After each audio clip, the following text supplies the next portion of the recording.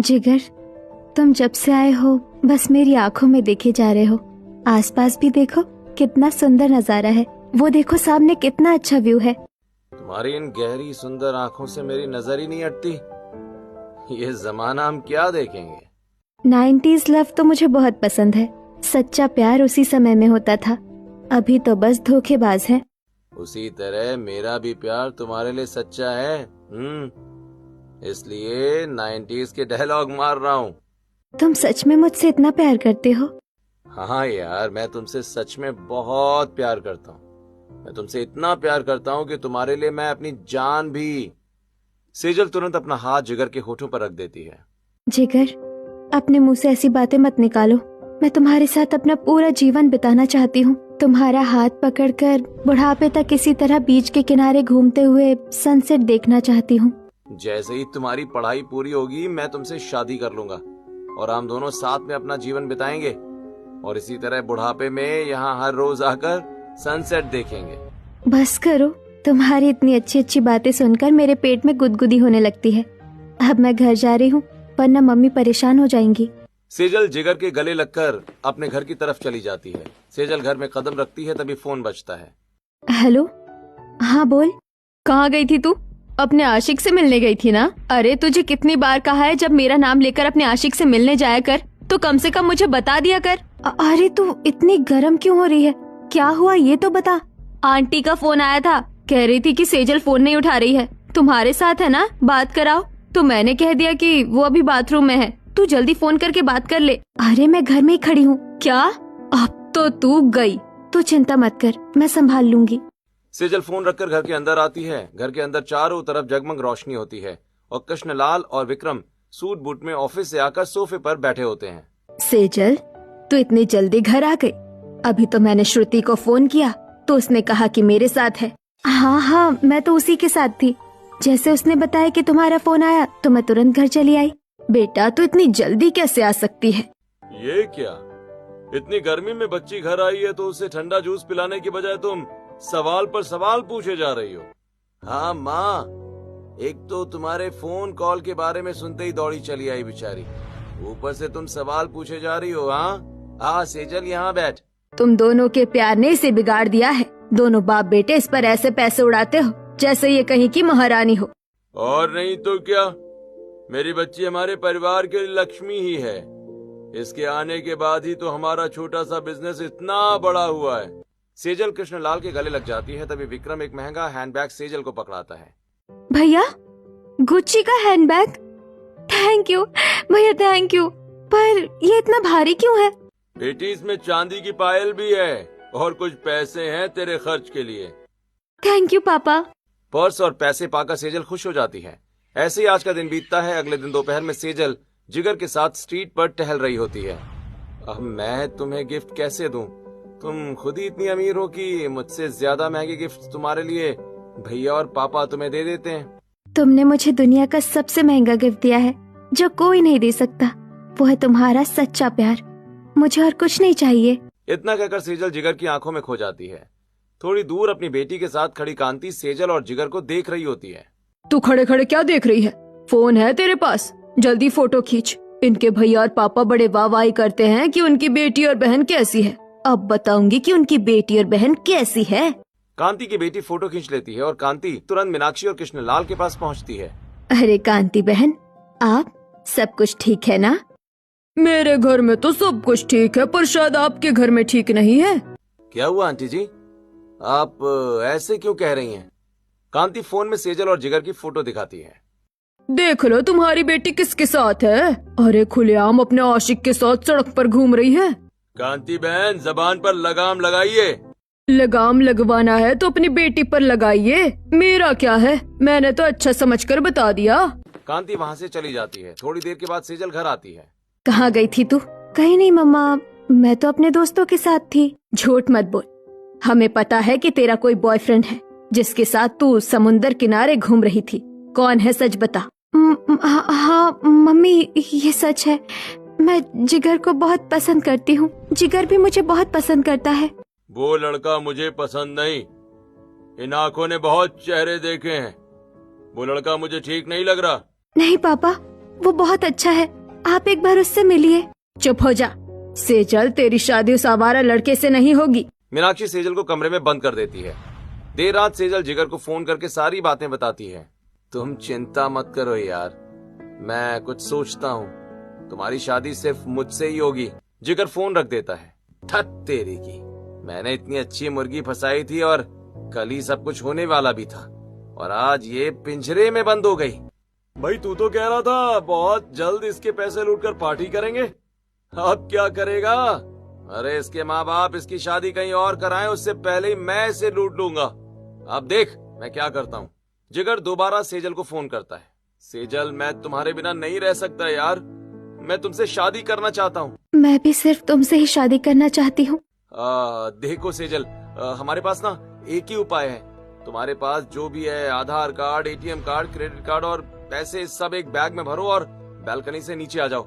मैं नीचे आ रहा हूँ, हम दोनों भागकर शादी कर लेंगे। शादी के बाद तुम्हारे मम्मी पापा हमारा कुछ नहीं कर पाएंगे, उन्हें हमें अपनाना ही पड़ेगा। सेजल जिगर की बात मानकर अपने कमरे से पैसे, एटीएम कार्ड, क्रेडिट कार्ड और गहने बैग में भरती है और बैलकनी से नीचे उतरकर जिगर के साथ भागकर रेलवे स्टेशन आ जाती है और एक ट्रेन में चढ़ जाती है। सेजल, ये सीट खाली है, तुम यहाँ सो जाओ। तुम भी सो जाओ। अरे नहीं, मैं ध्यान रखता हूँ, कहीं तुम्हारे भैया या पापा ना आ जाएं। सेजल आराम से सो जाती है। देर रात ट्रेन एक स्टेशन पर रुकती है और जिगर सेजल का बैग लेकर ट्रेन से उतर जाता है। सुबह सेजल की आंख खुलती है। जिगर, तुम कहाँ हो और मेरा बैग कहाँ है? बेटे, किसे ढूंढ रही हो? हाँ आंटी, मेरे साथ जो लड़का था वो कहाँ है? बेटी, मैंने कल रात उसे देखा कि वो बैग लेकर उतर गया। तेरे साथ ही था तो इसलिए मैंने कुछ नहीं कहा। जिगर, तुमने मुझे धोखा दिया। मुझे यकीन नहीं हो रहा है कि तुम मुझे धोखा भी दे सकते हो। अपने आशिक से धोखा खाकर सेजल पूरी तरह से टूट जाती है और अपने पिता को फोन करके सारी सच्चाई बता देती है। थोड़ी देर में कृष्णलाल और विक्रम सेजल को अपने घर वापस लेकर आ जाते हैं। समझा रहे थे तो समझ नहीं आया, अब आशिक से धोखा खाकर हमारे पास आकर रो रही है। क्यों फोन किया? वहीं से भाग गई होती। वैसे ही हमारी इज्जत तूने मिट्टी में मिला दी है। माँ, ऐसा मत कहो, मुझे नहीं पता था कि जिगर मुझे इस तरह धोखा देगा। बहन, तुझे धोखा देने वाला जहाँ कहीं भी होगा मैं उसे ढूंढ निकालूंगा और सबक सिखाऊंगा। कोई पागलपन मत करना। अच्छा हुआ शादी से पहले उसने धोखा दे दिया, शादी के बाद अगर ऐसी हरकत करता तो क्या होता? अब हम अपनी बेटी की एक अच्छे घर में शादी करवाएंगे। जो लेकर गया वो जाने दो, भगवान का दिया हुआ बहुत कुछ है हमारे पास। मीनाक्षी सेजल को उसके कमरे में लेकर जाती है। सेजल घुटनों के बल गिरकर रोने लगती है। इसी तरह कुछ दिन बीतते हैं। सेजल के लिए राघव का रिश्ता आता है। सेजल शादी के लिए तैयार नहीं होती, तभी श्रुति सेजल के पास आती है। मैं जिगर को भूल नहीं पा रही हूँ और किसी को धोखे में रखकर शादी करना भी तो धोखा देना ही है।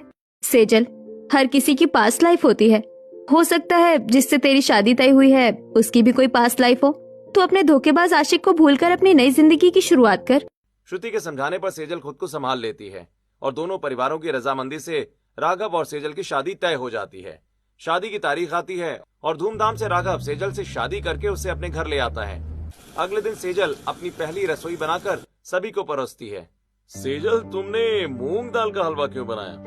मुझे मूंग दाल का हलवा बहुत पसंद है और मुझे ये अच्छे से बनाना भी आता है, इसीलिए मैंने मीठे में मूंग दाल का हलवा बनाया है। वाह भाभी, भैया को भी मूंग दाल का हलवा बहुत पसंद है। ये सही है, अरेंज मैरिज में भी दोनों के दिल और पसंद कितनी मिलती जुलती है। वाह वाह बहू, क्या खाना बनाया है। वाकई बहू, बहुत अच्छा खाना बनाया है तुमने। माँ, अब हम चलते हैं। घर के सभी मर्द और गंगा देवी खाना खाकर चले जाते हैं।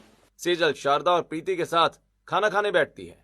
भाभी, आइए थोड़ी जान पहचान बढ़ाते हैं। आप बताइए, कॉलेज के दिनों में आपका कोई आशिक वगैरह था या नहीं? मुझे आशिक वाशिक वाली चीजें बिल्कुल पसंद नहीं है, मुझे नफरत है इन सब चीजों से। वाह बहू, मेरे तो भाग्य खुल गए तेरी जैसी बहू पाकर। और प्रीति, तू भी इन फालतू की चीजों में दिमाग मत लगाया कर। इसी तरह सेजल की पहली रसोई पूरी होती है। कुछ दिन बीतते हैं। सेजल अपने कमरे में तैयार हो रही होती है कि तभी राघव पीछे से आकर सेजल के बालों में गजरा लगाकर उसे गले लगा लेता है। अरे, ये आप क्या कर रहे हैं? कोई आ जाएगा। कोई आता है तो आने दो। अब क्या एक पति अपनी पत्नी को प्यार भी नहीं कर सकता? ऐसे कुछ दिन और बीतते हैं। एक रात 2 बजे सेजल की आंख खुलती है। कितनी गर्मी है, रात के 2 बजे गला सूख गया है। थोड़ा पानी लेकर आती हूँ। सेजल अपने कमरे से निकलती है और किचन की तरफ बढ़ती है। तभी सेजल को प्रीति के कमरे से कुछ आवाजें सुनाई पड़ती हैं। कमरे में प्रीति चादर ओढ़कर फोन पर बात कर रही होती है। आई लव यू, मुझे तुम बहुत पसंद हो। I love you too. मेरी ननंद का भी कोई आशिक है, कहीं मेरी नंद का भी कोई धोखेबाज आशिक ना निकले, मुझे देखना होगा। सेजल चुपके से प्रीति के कमरे का दरवाजा खोलती है और चादर उठाती है। क्या हुआ भाभी, इतनी रात में आपने मेरी नींद क्यों खराब की? ननंद जी, अभी आप किसी से बातें कर रही थी ना? भाभी, रात में आपके कान बज रहे हैं, इतनी रात में किससे बात करूंगी? झूठ मत बोलिए, आप मुझे देखकर सोने की एक्टिंग कर रही है ना? मैंने आपकी आवाज सुनी थी। हाँ भाभी, आपकी भैया से बात कर रही थी। अब जाइए अपने कमरे में सो जाइए, मैं पूरे होश में हूँ। आवाजें तो मैंने सुनी थी। सेजल सर खुजलाते हुए कमरे से बाहर निकल जाती है। ऐसे ही रात बीतती है। अगले दिन दोपहर में प्रीति तैयार होकर घर से निकल रही होती है। ननंद जी, इतना तैयार होकर कहाँ जा रही हैं? ट्यूशन जा रही हूँ भाभी। पर आज तो आपकी ट्यूशन नहीं होती है। बहू सही कह रही है, आज तो तेरी क्लास नहीं होती है। मम्मी, एक्स्ट्रा क्लास है। Extra class? सेजल, तू इतना तैयार होकर कहाँ जा रही है? ट्यूशन जा रही हूँ। आज तो तेरी ट्यूशन नहीं होती है। माँ, एक्स्ट्रा क्लास है। कहीं मेरी ननंद भी तो। प्रीति घर से निकलती और पार्क में जिगर के पास पहुंचती है। हे प्रीति, तुम इतनी सुंदर हो ना कि अगर सरकार तुम्हारी सुंदरता पर टैक्स लेने लगे ना तो सरकार को और किसी से टैक्स लेने की जरूरत नहीं पड़ेगी। इतनी भी सुंदर नहीं हूँ मैं। अरे मेरी आंखों से देखो यार। अरे बस करो यार, तुम्हारी बातें सुनकर मुझे शर्म आ जाती है। अच्छा बताओ, तुम मेरे लिए क्या क्या कर सकते हो? चांद तारे तोड़ सकते हो, अपनी जान दे सकते हो। मैं तुम्हारे लिए सब कुछ कर सकता हूँ प्रीति, पर जान नहीं दे सकता। ये कैसा प्यार है तुम्हारा? दूसरे आशिक कहते हैं कि तुम्हारे लिए जान दे देंगे और तुम मना कर रहे हो। मैं तुम्हारे लिए अपनी जान नहीं दे सकता क्योंकि मैं तुम्हारे साथ अपनी पूरी जिंदगी बिताना चाहता हूँ। Oh my God, Bollywood dialogues. यार, तुम्हारी इन मीठी मीठी बातों पर तो मैं फिदा हूँ। इसी तरह प्रीति जिगर से बातें करती है और कुछ देर के बाद अपने घर के लिए निकल जाती है। तभी जिगर के पास उसका दोस्त आता है। अरे भाई, तूने ये नई लड़की कब पटा ली? ये तो अमीर भी नहीं लगती। अरे उस सेजल से सिर्फ 25 लाख मिले थे यार, पर ये लड़की दिखने में भले ही फटीचर है पर इसके अकाउंट में काफी पैसे हैं। एक दिन गंगा देवी और प्रीति बैंक में खड़ी होती हैं। पास में जिगर भी खड़ा होता है। कहिए माँ जी, आपको क्या करवाना है? मेरे खाते में जितने पैसे हैं वो सब मुझे अपनी पोती के नाम पर एफडी करवानी है। दादी, आप अपने पैसे मेरे नाम पर एफडी क्यों करवा रही हैं? तो मैं अपने इतने पैसे और किसे दूं? तू मेरी इकलौती पोती है, मैंने सोचा अपनी जमा पूंजी तुझे दे दूं। माँ जी, ये फॉर्म भर दीजिए आप। उस बुढ़िया की जिंदगी भर की सारी जमा पूंजी प्रीति के नाम पर ही एफडी है। अब इसे अपने प्यार के जाल में फंसाऊंगा और सारे पैसे निकलवा लूंगा। पर पैसे तो एफडी में है ना, निकालोगे कैसे? अरे मदद के नाम पर मैं एक बार लड़की को अपने चंगुल में फंसा लेता हूँ ना, फिर वो मेरे हाथों की कठपुतलियां बन जाती है। मैं जो कहता हूँ वो वही करती है। ऐसे ही दिन बीतते हैं और एक रात 2 बजे जिगर प्रीति को फोन करता है। मुझे तुम्हारे ही फोन का इंतजार था, बताओ कैसे हो? प्रीति, मेरे मम्मी पापा दोनों की तबीयत बहुत खराब है यार। इलाज के लिए 50 लाख रुपए की जरूरत है। क्या करूं, कुछ समझ नहीं आ रहा। तुम चिंता मत करो, मैं हूँ ना, मैं कुछ करती हूँ। लेकिन तुम इतने पैसे कहाँ से दोगी प्रीति? अगर तुमने घर में किसी को बताया तो कोई तुम्हें पैसे नहीं देगा। तुम उसकी चिंता मत करो, तुम बस मुझे कल मिलो, मैं तुम्हें कुछ पेपर्स दूंगी, तुम बैंक में जाकर पैसे निकलवा लेना। इतना कहकर प्रीति अपने कमरे से निकलती है और गंगा देवी के कमरे में चली जाती है। वहीं सेजल नीचे से प्रीति को देख रही होती है। ये ननंद जी इतनी रात गए दादी के कमरे में क्या करने गई हैं? शायद दादी ने बुलाया होगा। अच्छा हुआ दादी दवाइयाँ खाकर सो रही है, अपने एफडी के कागज निकाल लेती हूँ। प्रीति गंगा देवी की अलमारी से पेपर्स निकालकर अपने कमरे में चली जाती है। अगली सुबह प्रीति चुपके से घर से निकलती है, लेकिन छत से सेजल उसे देख लेती है। ये ननंद जी छुपते हुए घर से क्यों निकल रही हैं? जरूर कुछ गड़बड़ है, पता करना पड़ेगा। सेजल गंगा देवी के कमरे में आती है। दादी, आप कुछ खाएंगी क्या? नहीं बहू, अभी तो खाना खाया है। दादी, सारे पैसे तो माँ जी के कमरे में रहते हैं, फिर आपने अपनी अलमारी में ताला क्यों मारा है? बहू, मैंने प्रीति के नाम पर एफडी करवाई है, उसके कागज इसी अलमारी में रखे हैं, इसीलिए ताला लगा कर रखती हूँ। कहीं कोई चोर पेपर्स चोरी कर लेगा तो क्या होगा? तो कल रात प्रीति पेपर्स लेने आई थी, पक्का उसका कोई धोखेबाज आशिक है जो उससे पैसे मंगा रहा है। मुझे उसे रोकना होगा। सेजल तुरंत घर से निकलती है और प्रीति को ढूंढते हुए एक पार्क में पहुंचती है। प्रीति जिगर के साथ खड़ी होती है। मुझे धोखा देने वाला अब मेरी ननद को धोखा देना चाहता है। इसे तो मैं छोड़ूंगी नहीं। जिगर, ये मेरी एफडी के पेपर्स हैं। मैंने साइन कर दिया है। तुम इन्हें अपने अकाउंट में ट्रांसफर करवा लेना। रुक जाइए ननद जी, आपको इसे एक फूटी कौड़ी देने की जरूरत नहीं है। भाभी, आप यहाँ कैसे? ननद जी, इस धोखेबाज को 1 रुपया मत दीजिएगा। पर भाभी, जिगर को इन पैसों की जरूरत है। इस धोखेबाज को किसी की कोई जरूरत नहीं है। ये झूठ बोल रहा है। आप घर चलिए। सेजल प्रीति के हाथ से पेपर्स ले लेती है और प्रीति को खींचते हुए घर लेकर आती है। ऐसे ही रात होती है और सेजल प्रीति के कमरे में आती है। ननद जी, आप बहुत बड़ी बेवकूफी करने जा रही थी। वो आपका आशिक 1 नंबर का धोखेबाज है। नहीं भाभी, ऐसा कुछ भी नहीं है। जिगर बहुत अच्छा लड़का है। ननद जी, मैं आपको ज्यादा नहीं समझाना चाहती। बस आप आज से उससे नहीं मिलेंगी। मेरा आशिक धोखेबाज नहीं है और ये बात साबित करके मैं भाभी के गालों पर करारा तमाचा मारूंगी। अगले दिन दोपहर में प्रीति जिगर को मंदिर लेकर आती है। प्रीति, तुम मुझे मंदिर लेकर क्यों आई हो? जिगर, क्या तुम मुझसे प्यार करते हो? हाँ बिल्कुल, मैं तुमसे प्यार करता हूँ। क्या तुम मुझसे शादी करोगे? हाँ, मैं तुमसे ही शादी करूँगा। तो जिगर, ये सिंदूर मेरी मांग में भरकर तुम मेरे पति बन जाओ। देखो प्रीति, मैं तुमसे शादी करूँगा पर अभी नहीं, बाद में। अभी मैं तुम्हें कहाँ रखूँगा, कहाँ ले जाऊँगा? जिगर, तुम बस मेरी मांग भरो और मेरे पति बन जाओ। फिर मैं तुम्हें अपने घर लेकर चलूंगी। फिर देखती हूँ कौन मुझे तुम्हें पैसे देने से रोकता है। मुझे तो इसे धोखा ही देना है। एक चुटकी सिंदूर इसकी मांग में भर भी दूं तो क्या ही फर्क पड़ेगा। ये सोचकर जिगर प्रीति की मांग में सिंदूर भर देता है और प्रीति जिगर को अपने घर ले आती है।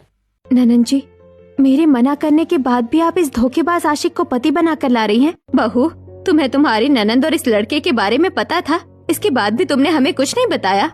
सेजल, ये तुमने सही नहीं किया। मेरे पोते, मैं तेरे लिए राजकुमार सा लड़का ढूंढती, पर तूने ये क्या कर डाला? दादी, शादी के बाद जिगर चाहता तो मुझे कहीं भी लेकर जा सकता था, पर वो मुझे वापस घर लेकर आया और उसने कहा कि वो मुझे घर वालों की मर्जी से ही विदा करके ले जाएगा। आप लोग ही बताइए, क्या जिगर धोखेबाज है? शारदा बहू, प्रीति सही कह रही है। अगर ये लड़का धोखेबाज होता तो शादी करके हमारे सामने नहीं आता। शारदा प्रीति और जिगर की आरती उतारती है और दोनों अपने कमरे में चले जाते हैं। रात होती है। शारदा प्रीति के कमरे के बाहर आती है। प्रीति, तुमने मुझ पर विश्वास किया, मैं तुम्हारे विश्वास को कभी टूटने नहीं दूंगा। मैं बहुत ही जल्द तुम्हारे परिवार वालों को मना लूंगा यार। फिर मैं तुमसे धूमधाम से शादी करूंगा और तुम्हें अपने घर लेकर आऊंगा। अगले दिन प्रीति किचन में खाना बना रही होती है कि तभी जिगर चॉपिंग बोर्ड से प्रीति को हवा करने लगता है। हॉल में बैठा पूरा परिवार ये सब देख रहा होता है। जिगर, तुम किचन में क्यों आए हो? बाहर जाकर बैठो। प्रीति, तुम गर्मी में अकेले काम करो और मैं पंखे के नीचे बैठा रहूं। देखो इस धोखेबाज को, कैसे मेरी नंद और घर वालों को खुश करने की कोशिश कर रहा है। ननद जी को समझाना पड़ेगा। इसी तरह दिन बीतता है और रात में 2 बजे सेजल जागती है। सभी सो रहे हैं, यही समय है ननद जी को सारी सच्चाई बताकर उन्हें इस धोखेबाज आशिक से बचाने का। वहीं दूसरी तरफ जिगर कमरे के बाहर फोन पर बातें कर रहा होता है। अबे मोहित, इस घर में सभी को मुझ पर पूरा यकीन हो गया है। कोई भी सेजल की बात पर यकीन नहीं करेगा। मैं अपने ससुर के कमरे से गहने पैसे चोरी करके बालकनी से फेंकता हूँ, ठीक है? तू लेकर गायब हो जा। लोगों को लगेगा कि चोर आया और चोरी करके चला गया। ठीक है भाई। जिगर फोन रखता है और दबे पांव रामलाल के कमरे के बाहर जाता है। धोखेबाज, इतनी रात को तुम मेरे ससुर के कमरे के बाहर क्या कर रहे हो? सेजल, माना मैंने तुम्हें धोखा दिया, पर प्रीति से मैं सच्चे दिल से प्यार करता हूँ। उसे मैं धोखा नहीं दे रहा। तेरी फितरत से मैं अच्छे से वाकिफ हूँ। 3 महीने रोई हूँ, मुझसे झूठ मत बोल। तो ये भी पता होगा कि मैं क्या कर सकता हूँ। अगर किसी को कुछ भी सच्चाई बताने की कोशिश की ना, तो तुम्हारे साथ के फोटो सोशल मीडिया पर वायरल कर दूंगा मैं। समझ में आया? जिगर अपने कमरे में जाकर सो जाता है। रात बीतती है। अगले दिन सेजल प्रीति के कमरे के बाहर खड़ी होती है। जिगर, मैंने अपनी सारी एफडी तुम्हारे नाम पर ट्रांसफर करवा दी है। ये रहे उसके पेपर्स। अब तुम्हें घबराने की कोई जरूरत नहीं है। Hey Preeti, I love you so much. मैं तुम्हारा ये एहसान कभी नहीं भूलूंगा। हे भगवान, इस धोखेबाज ने मेरी ननद को अपनी मीठी बातों में फंसाकर उसके पैसे हड़प लिए। इसी तरह कुछ दिन बीतते हैं और एक रात मोहित जिगर को फोन करता है। अरे उस दिन ही हमारा आधा काम हो गया होता है यार, पर वो सेजल बीच में आ गई।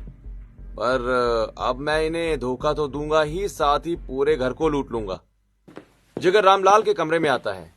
इसने अपने लॉकर की चाबी कहाँ रखी होगी? तकिए के नीचे देखता हूँ, लोग तो अक्सर वहीं रखते हैं।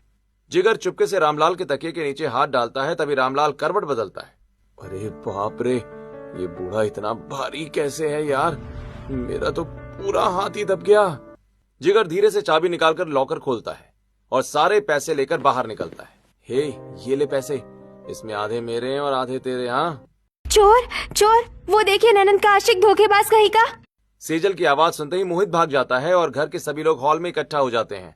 क्या हुआ भाभी, आप इतनी जोर से क्यों चिल्ला रही हैं? माँ जी, इस धोखेबाज ने अपने दोस्त को बुलाकर घर में चोरी करवाई है। हाँ बहू, मैंने भी अपनी अलमारी की चाबी तकिए के नीचे रखी थी, पर अभी चाबी तकिए के बगल में रखी हुई थी। हे भगवान, कहीं चोर ने मेरी अलमारी से बैंक के कागज तो नहीं चोरी कर लिए होंगे। भाभी, आप ये क्या कह रही हैं? मैं भला घर में चोरी क्यों कराऊंगा? मैंने अपनी आंखों से देखा, तुम ढेर सारे पैसे उस आदमी को दे रहे थे और मेरे चिल्लाते ही वो आदमी भाग गया। भाभी, जरूर आपको कोई गलतफहमी हुई है। मैं तो उससे पैसे छीन रहा था। वो पापा जी के कमरे से चोरी करके निकल रहा था, तभी मैं पानी पीने के लिए यहाँ पर बाहर निकला। उसे देखते ही मैं उससे पैसे छीनने लगा और उसी समय आप जोर से चिल्लाने लगी कि मैं आपकी तरफ पलटा और वो पैसे लेकर भाग गया। अरे कितना झूठ बोलेगा धोखेबाज, अब तो सच बोल, तेरी सच्चाई सबके सामने आ गई है। भाभी, जरा जुबान संभाल कर बात कीजिए। मेरे पति की सच्चाई तो सबके सामने है, उससे ज्यादा ईमानदार और मुझे प्यार करने वाला कोई नहीं है। पर मुझे तो लगता है आपकी नीयत में खोट है। जब से आपको मेरे और जिगर के बारे में पता चला है, तब से आपको जिगर से प्रॉब्लम है। आप तो जिगर के पीछे ही पड़ गई हैं। इतना कहकर प्रीति जिगर को लेकर अपने कमरे में चली जाती है। आप लोग मेरा यकीन कीजिए, ये आदमी बहुत बड़ा धोखेबाज है। बहू, तू अपने ननद के पति को धोखेबाज क्यों कहती है? माँ जी, क्योंकि ये मेरा पुराना आशिक था, इसने एक समय में मुझे भी धोखा दिया है। बहू, आज घर में जो कुछ भी हो रहा है उसकी वजह तुम ही हो। प्रीति जिगर से बहुत प्यार करती है, वो मान ही नहीं सकती कि वो उसे धोखा दे सकता है। पर अगर जिगर ने उसे धोखा दिया और मेरी बेटी को कुछ भी हुआ तो उसके पीछे सिर्फ तुम जिम्मेदार होगी। सेजल, तुमने इससे पहले तो कभी अपने आशिक के बारे में नहीं बताया। तुमने भी मुझे धोखा दिया है, तुम भी धोखेबाज हो। बहू, आज सिर्फ तुम्हारी वजह से हमारी सारी जमा पूंजी लुट गई और हम चाह कर भी कुछ नहीं कर सकते। सभी सेजल को बातें सुनाकर अपने कमरे में चले जाते हैं। अब चाहे मुझे मेरे और जिगर के रिश्ते के बारे में ननद जी को भी क्यों नहीं बताना पड़े, मैं बता दूंगी, पर अपने ननद को इस धोखेबाज से धोखा नहीं खाने दूंगी। ऐसे कुछ दिन बीतते हैं और आज पूरा परिवार कुल देवता के मंदिर जा रहा होता है।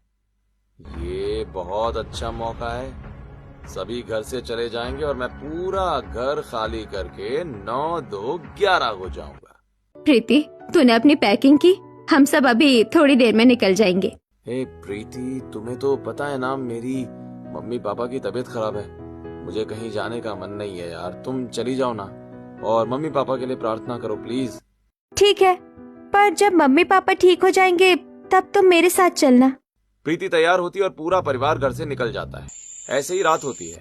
मोहित टेम्पो लेकर घर के बाहर आता है। अरे, ले आया टेम्पो, गुड। हाँ भाई, टेम्पो भी लेकर आया हूँ और मजदूर भी लेकर आया हूँ। अब देख कैसे रातों रात इन्हें धोखा भी देंगे और पूरा घर लूटकर शहर छोड़कर गायब हो जाएंगे। इतना कहकर जिगर और मोहित घर की टीवी और फ्रिज उठाकर टेम्पो में रखने लगते हैं। जिगर, ये तुम क्या कर रहे हो? प्रीति, तुम यहाँ, तुम लोग तो कुल देवता के मंदिर गए थे ना? जिगर, मुझे यकीन नहीं हो रहा कि तुम मुझे धोखा दे रहे थे। अरे नहीं प्रीति, तुम्हें गलतफहमी हो रही है।